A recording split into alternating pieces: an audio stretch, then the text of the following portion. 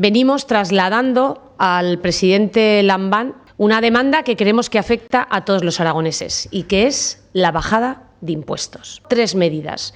Una rebaja de 1 punto en los tramos de IRPF hasta los 34.000 euros. Creemos que es necesario que el presidente Lambán aplique una reducción de los tramos de IRPF.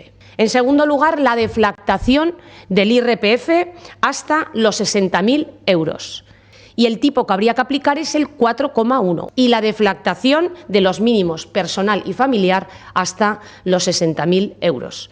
Con eso creo que podríamos conseguir que las medidas que ha tomado el Gobierno de España y que se ha olvidado de las rentas medias se vieran beneficiadas de estas medidas. Con ello corregiríamos que el incremento salarial como consecuencia de la inflación en todos los aragoneses y que les pueda hacer saltar de tramo y con ello pagar mucho más de IRPF estuviera corregido. Medidas que afectarían a más del 90% de los contribuyentes aragoneses, que son más de 700.000. Estas medidas queremos que se apliquen con carácter retroactivo al 1 de enero del 2022, porque hay margen. Los aragoneses necesitan este alivio fiscal y estas medidas son concretas, efectivas y además cuantificables.